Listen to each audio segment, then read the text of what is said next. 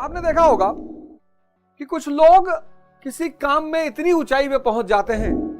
अकबर ने कहा लेकिन मुझे अब तो और जिज्ञासा, मुझे उस आदमी को बचाते हुए तो ये लोग जाते थे हरदास जी के आश्रम में, वहां एक पेड़ था, उसे दोनों लोग चढ़ के बैठे रहते। इसलिए अगर आप अपने कर्म को ही अपना पूजा बना लें तो और कोई बैठ के ध्यान करने की जरूरत ही नहीं। आप स्टूडेंट हैं, आप पढ़ाई को पूजा बना लें। कल एक साहब ने मुझे फोन किया, कहा ये जो आपके खिलाफ चल रहा है ना आंदोलन, ध्यान योग की बात बंद कर दो, नहीं तो ये पूंजीवादी घेरने से बाज नहीं आएंगे।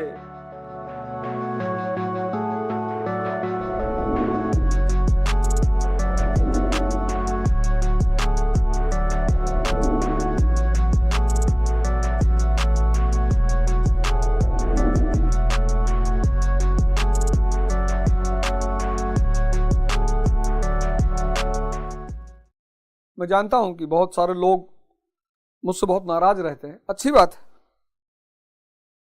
सबको खुश नहीं किया जा सकता। आप सर्कस के जोकर नहीं हैं और सबकी इच्छा की पूर्ति नहीं की जा सकती, क्योंकि वो तो भगवान भी नहीं कर सकता। दुर्योधन भी महाभारत युद्ध में जीतना चाहता था, वो भी भगवान के पास गया था। तो ना तो सबको खुशी किया जा सकता है और ना सबकी इच्छा की पूर्ति की जा सकती। ये दोनों चीज भगवान के बस में नहीं है, इंसान तो बहुत दूर की बात है। कल एक साहब ने मुझे फोन किया, कहा ये जो आपके खिलाफ चल रहा है ना आंदोलन, ध्यान योग की बात बंद कर दो, नहीं तो ये पूंजीवादी घेरने से बाज नहीं आएंगे। क्यों युवाओं को ध्यान योग सिखा रहे हो, क्यों उनको प्रेरणा दे रहे हो ध्यान योग करने की? कल की बात बता रहा हूं, कल की।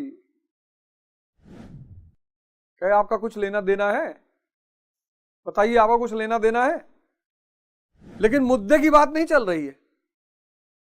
अवध ओझा, अवध ओझा, अवध ओझा, बोले ये कैपिटलिस्ट जिनका नाम ले रहे हो, ये जो बार बार युवाओं को ध्यान और योग की बात कर रहे हो, ये सब जो गीता उता पढ़ा रहे हो बंद कर दो।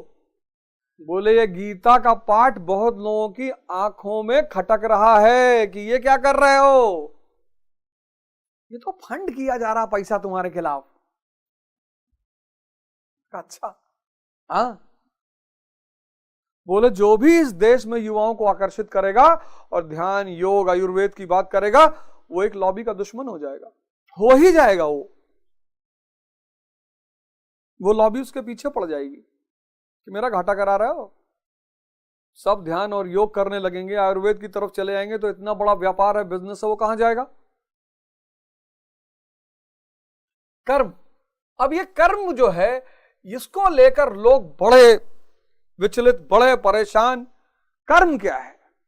आपने देखा होगा कि कुछ लोग किसी काम में इतनी ऊंचाई पे पहुंच जाते हैं, फिर लोग क्या करते हैं, लोग उनके बाहर की भावदशा को नकल करने की कोशिश करते हैं। मैं आपको एग्जांपल देता हूं। जैसे मान लिए सचिन तेंदुलकर है, अब क्रिकेट में बड़ी ऊंचाई पर पहुंच गए, बहुत ऊंचाई पर, भगवान बन गए क्रिकेट के। अब दो घटनाएं घटती इनके। अब जो लोग इन्हें बाहर से देखते हैं वो सोचते हैं सचिन ऐसे बैठते हैं तो ऐसे बैठना चाहिए, सचिन ऐसे खाते हैं तो ऐसे खाना चाहिए, सचिन सुबह 2 बजे उठते हैं तो सुबह 2 बजे उठना चाहिए। इन सारी बातों का कुछ लेना देना ही नहीं है। सचिन का जो चैतन्य है, कॉन्शियस, वो इनके खेल में इनके साथ खड़ा हो जाता है। अब चूंकि ये चैतन्य छिपा हुआ है, कॉन्शियस छिपी हुई है, इसलिए इस पे नजर किसी की नहीं जाती। जैसे वाजपेयी पूड़ी वाले हैं, इस आदमी को देखकर लखनऊ में बहुत लोगों ने पूड़ी का व्यवसाय किया। कहते पता नहीं कौन सा मसाला रखे, कोई मसाला नहीं रखे, कोई मसाला नहीं रखे। जब ये आदमी पूड़ी बनाने बैठता है, पीछे से इसका चैतन्य बनाता है, वो शामिल हो जाता है। कर्म ही पूजा है। बड़ा प्यारा लाइन है ये, कर्म ही पूजा है। कब? जब आप अपनी कर्म को ध्यानस्थ होकर करें, आपका चैतन्य उसमें इन्वॉल्व हो जाए। इस कॉन्सेप्ट को समझ लिए, बड़ा मजेदार कॉन्सेप्ट है ये, वरना आप मजबूरी में काम करेंगे। इस आदमी को बाहर से देखकर, इनके बेटे अर्जुन तेंदुलकर, उनसे ज्यादा करीबी कौन रहा होगा, लेकिन बाहर से ही देखा होगा पिता को, अंदर से देखा नहीं। इस पर एक बड़ी प्यारी कहानी मैं आपको सुनाता हूं, बड़ी जबरदस्त कहानी। हरदास, गुरु हरदास जो है, उनके 2 शिष्य थे, एक तानसेन, एक बैजू। तानसेन अकबर की दरबार में शाही दरबारी थे, शाही संगीतज्ञ थे, और अकबर उनके संगीत का कायल था।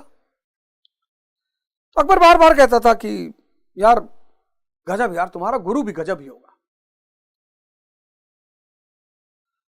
तो तुम्हारा गुरु उसमें मतलब तुम इतना अच्छा बजाते हो तो यार तुम्हारा गुरु कितना अच्छा बजाता होगा यार, मुझे उनसे मिलना है।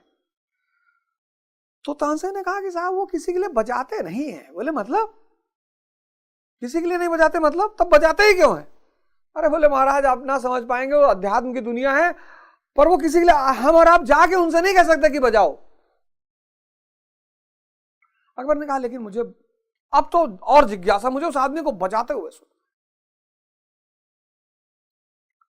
तो ये लोग जाते थे हरिदास जी के आश्रम में, वहां एक पेड़ था, उसे दोनों लोग चढ़ के बैठे रहते थे। हफ्ता बीता, 15 दिन बीता, 16वें दिन रात में 2 बजे हरिदास ने संगीत का बजाना शुरू किया। अब देखो रात में 2 बजे अनायास, और अकबर के आंख से कहते हैं कि झर झर झर झर आंसू गिरने लगे। अब हरिदास किसी रिवॉर्ड में नहीं बजा रहे हैं, नौकरी क्या है, किसी रिवॉर्ड की आशा से किया गया काम, चैतन्य की मस्ती में किया गया काम। सर रैंचो है, उसको पढ़ाने में मजा आता है तो वो साइंटिस्ट, लेकिन उसको पढ़ाने में मजा आता है, इसलिए 400 पेटेंट होने के बाद भी वो पढ़ा रहा है। वो निष्काम कर्म योगी है। ये टर्म समझना बहुत जरूरी है। आप जो कर रहे हैं वो नौकरी है। अगर आप बाहर की आशा से कोई काम कर रहे हैं वो नौकरी है, और अगर आप चैतन्य की मस्ती में कर रहे हैं, बाहर से कुछ आशा ही नहीं कि ब्रह्मांड भी रिटर्न में मिल सकता है, मिलने के लिए कुछ भी मिल सकता है, वो कर्म है। इसलिए अगर आप अपने कर्म को ही अपना पूजा बना लें तो और कोई बैठ के ध्यान करने की जरूरत ही नहीं। आप स्टूडेंट हैं, आप पढ़ाई को पूजा बना लें, आप जहां भी काम कर रहे हैं उसको पूजा बना लें, ध्यानस्थ हो जाए चैतन्य से, बस वही आपका ध्यान बन जाए।